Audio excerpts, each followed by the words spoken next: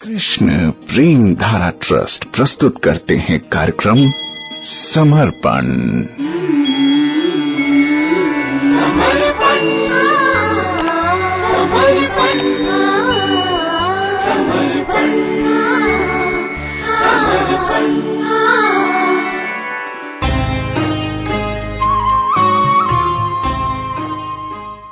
कार्यक्रम समर्पण में आपके साथ हूं मैं प्रेम धारा। नमस्कार, कैसे हैं आप?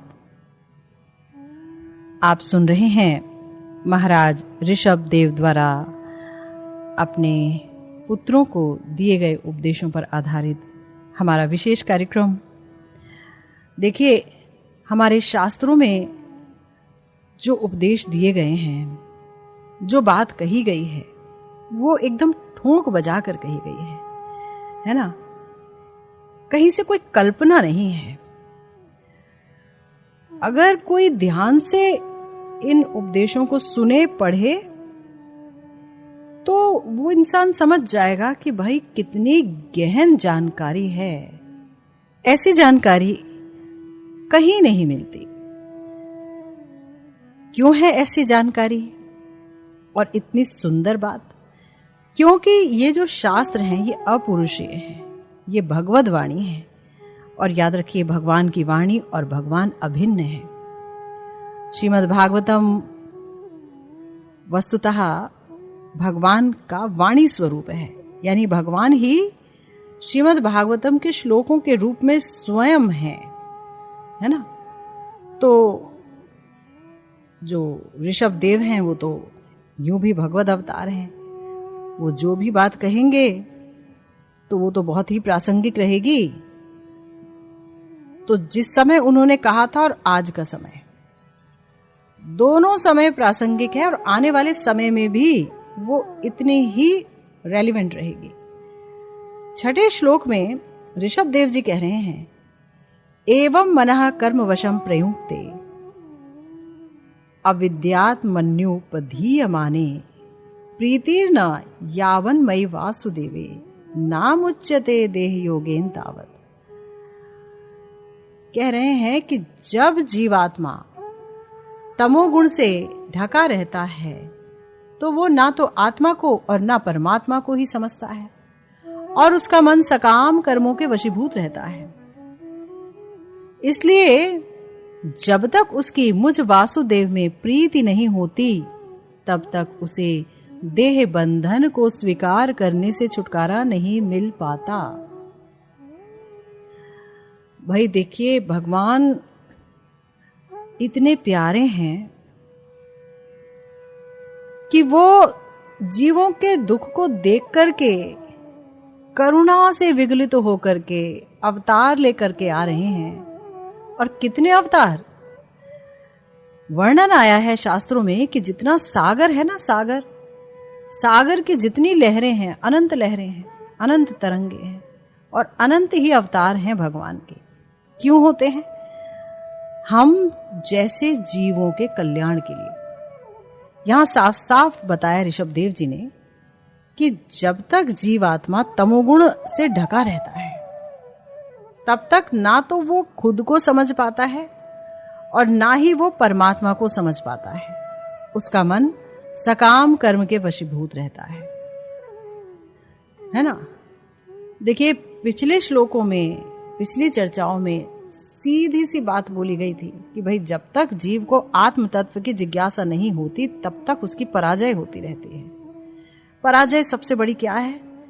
सबसे बड़ी पराजय ये है कि हमने मनुष्य देह रूपी चोला पाया और इस देह को पा करके, यानी हीरा जन्म अनमोल था और कौड़ी बदले जाए, कौड़ियों की तरह गंवा दिया खाने पीने सोने में, सकाम कर्म को करने में। कामनाओं को पाला हमने, विभिन्न कामनाओं को हृदय में पालते चले गए। और जो व्यक्ति सिर्फ देह सुख के लिए जीता है वो तो महा तमोगुणी है, जो सिर्फ देह सुख को ही सब कुछ मान बैठता है। जैसे कि कोई पिंजड़े को पानी पिलाए, पिंजड़े को खाना खिलाए और अंदर जो पक्षी है उसको वो देखे भी ना, वो जान ही ना पाए कभी भी देख के भी कि अंदर कोई पक्षी है। प्यासा पक्षी है, भूखा पक्षी है, लेकिन खा रहा है पिंजरा, है ना? यही हालत है। तो आज जो है बहुत महत्वपूर्ण सूचना दे रहे हैं ऋषभ देव जी। भगवान ऋषभ देव कह रहे हैं कि भाई जब तक तमोगुण में कोई व्यक्ति आच्छादित रहेगा तब तक ना वो खुद को समझ पाएगा कि मैं आत्मा हूं, शरीर नहीं हूं, और ना ही वो परमात्मा को समझने का अधिकारी ही बन पाएगा। कोई बताए उसे परमात्मा के बारे में तो ऐसा ही हाल होगा जैसे चिकने घड़े से पानी फिसल जाए। क्यों? क्योंकि उसका मन बस सकाम कर्मों में लगा रहेगा, ये करें और वो करें, ऐसा करें वैसा करें, है ना? तो यहां एक बहुत बड़ी बात बताई है ऋषभ देव जी ने कि देखो, मनुष्य जीवन अगर मिला तो उस मनुष्य जीवन को पाने के बाद हमारा पहला और एकमात्र कर्तव्य था कि हम कुछ ऐसा कार्य करते, हम भगवान का भजन करते, ताकि बारंबार देह को धारण नहीं करना पड़ता, है ना? ऋषभ देव जी ने खुद ही तो कहा था कि जीव को वस्तुतः देह नहीं धारण करना चाहिए। अगर वो मनुष्य देह पाकर के भजन करके निकल जाता, कुछ ऐसी अवस्था हो जाती कि जन्म लाभा परा पुंसाम अंते नारायण स्मृति, यानी अंत में उसे भगवान याद आ जाए, कुछ ऐसा हो जाता, तब तो समझ लीजिए कि जीवन सफल हो गया। और अगर यही नहीं हुआ और अंत में बाल बच्चे याद आए, घर परिवार याद आया, दुकानें याद आई, फैक्ट्रियां याद आई, बैंक बैलेंस याद आया, तो जीवन विफल हो गया, बेकार हो गया। तो बात यह नहीं है कि कोई व्यक्ति कितना जीता है। अगर कोई व्यक्ति 100 साल भी जिए, 150 साल भी जिए या 5000 साल भी जिए तो भी क्या, अगर वो भजन नहीं कर पाया तो?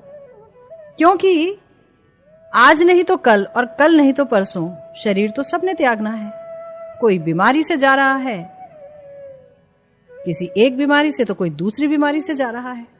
किसी को ये वाली बीमारी हो गई तो हम डर गए और कोई ऐसे ही बैठे बैठे मर गया, कोई चलते फिरते एक्सीडेंट में मर गया। मृत्यु तो है ही हर जगह, क्योंकि ये मृत्यु लोक है।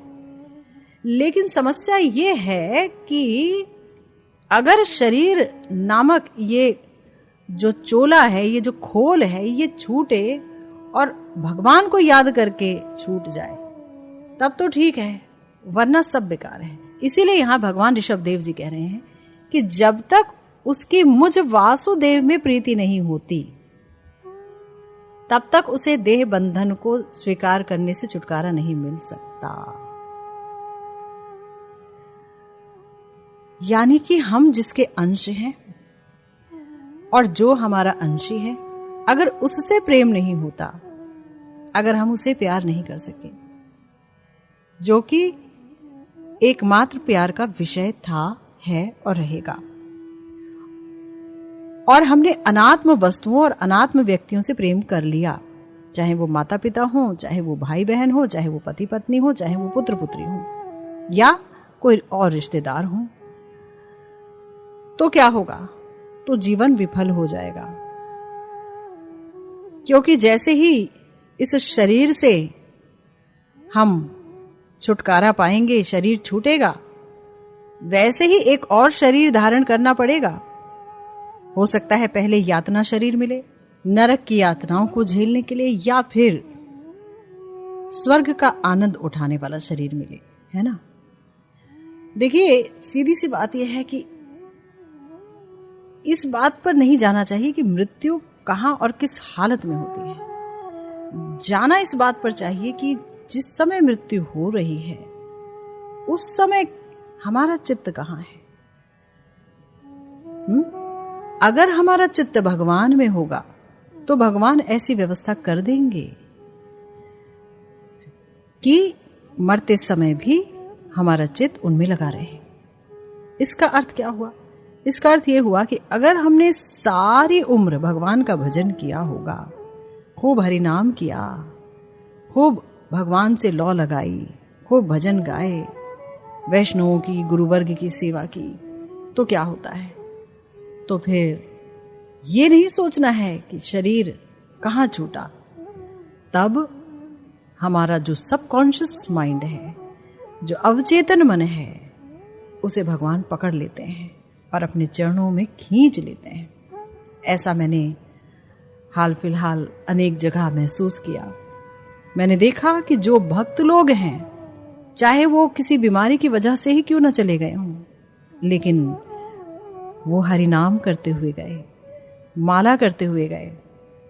और ऐसे भी लोगों को देखा जो भगवान का नाम ले रहे थे, या जिनके बच्चे भगवान का नाम ले रहे थे, और उन्होंने अपने बच्चों की सहायता की, उनको प्रोत्साहित किया, तो अंत समय में उनके बच्चों ने ही उनके लिए महामंत्र चला दिया।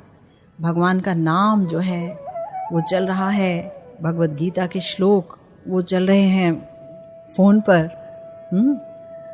और भगवान का चरणामृत दिया जा रहा है, भगवान के धाम की रज माथे पर लगाई जा रही है, कंठी पहनाई गई है, भगवान का नाम गाया जा रहा है, ठाकुर जी को दिखाया जा रहा है, और ठाकुर जी को देख करके प्राण निकल रहे हैं, भगवान का नाम लेकर के प्राण निकल रहे हैं। प्रभु आपके चरण लग रही हूँ, ऐसा बोल रहे हैं और प्राण निकल जाते हैं। और उसके बाद मुख पर सुप्रसन्न हंसी रह जाती है, शरीर कोमल रह जाता है मृत्यु के बाद भी। क्यों? क्योंकि अब देह का बंधन नहीं मिलेगा, क्योंकि अंत समय में भगवत स्मृति हुई, अंत समय में भगवान को याद किया, तो अब देह का बंधन गया हमेशा के लिए। आत्यांत की प्रलय हो गई, देह को धारण करने से बच गए। अब क्या मिलेगा? अब भगवान की शरणागति मिलेगी, भगवान मिलेंगे, वैकुंठवास मिलेगा, है ना। तो इसीलिए यहाँ पर जो सबसे इम्पोर्टेंट बात है, जो हमेशा के लिए हमें गांठ बांध करके रख लेनी चाहिए, वो ये है कि हमें ये जीवन ही मिला है भगवान से प्रेम करने के लिए।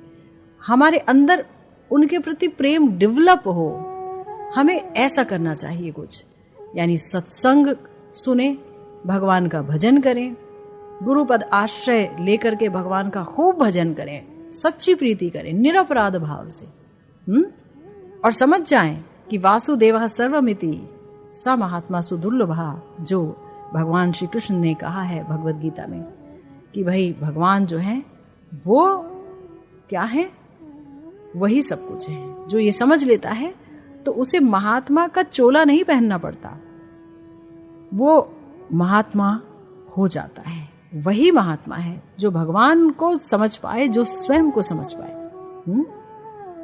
हमारे आचार्य कहते हैं, कृपा अब कीजिए बलि जाऊं, नाहिन मेरो और को बलि चरण कमल बिन ठाऊं, हूं असौच अकृत अपराधी सन्मुख होत ल जाऊं, अधम उदाहरण नाऊं, काके द्वार जाई हूं ठाड़ो, देखत काहि सुहाऊं, असरन सरन नाम तुम्हारो, हूं कामी कुटिल निभाऊं। तो ऐसी चित्त वृत्ति होनी चाहिए कि प्रभु मैं आप पर बार बार बलिहारी हूं, आप मुझ पर कृपा कीजिए, आपके चरण कमलों को छोड़कर मेरे लिए कोई आश्रय नहीं। हे प्रभु मैं अपवित्र हूं, अपराधी हूं, अकर्मी हूं, इसलिए आपके सामने भी नहीं आ पाता। परंतु हे केशव, हे वासुदेव, हे श्री कृष्ण, आप तो कृपालु हैं, करुणानिधि हैं, आपका नाम ही अधम उद्धारण है, आप पतित पावन हैं, आपको छोड़कर किस दरवाजे पर जाकर खड़ा हूं, कोई काम नहीं आता। आज हम अपने आसपास देखते हैं, रिश्तेदार जो है वो देखने नहीं आते अगर कोई बीमारी से मर रहा है, कोई अंतिम संस्कार के लिए नहीं ले जा पाता शरीर को, हालत बहुत खराब है। लेकिन अगर अपने हृदय में ही भगवान को हम भजें, भगवान के हो जाएं, तो फिर किसी की भी जरूरत नहीं है। इसीलिए तो सूरदास जी कह रहे हैं कि किसके दरवाजे पर जाकर खड़ा हूं, किसे देखने में मैं भला लगूंगा, आप ही हैं जो उस व्यक्ति को भी शरण दे देते हैं जिसको कोई शरण नहीं देता। हे प्रभु, सूर पतित पावन पद अम्बुज सो क्यों परिहरी जाऊं, कि आपके चरण कमल तो पतित पावन है प्रभु, आपको छोड़ करके मैं क्यों कहीं और जाऊं। तो जब ये बात हमारे हृदय में आ जाएगी तब कहीं जा करके हम अपनी व्यर्थ की चेष्टाओं से बच पाएंगे, व्यर्थ की कपोल कल्पनाओं से बच पाएंगे। है ना सही बात?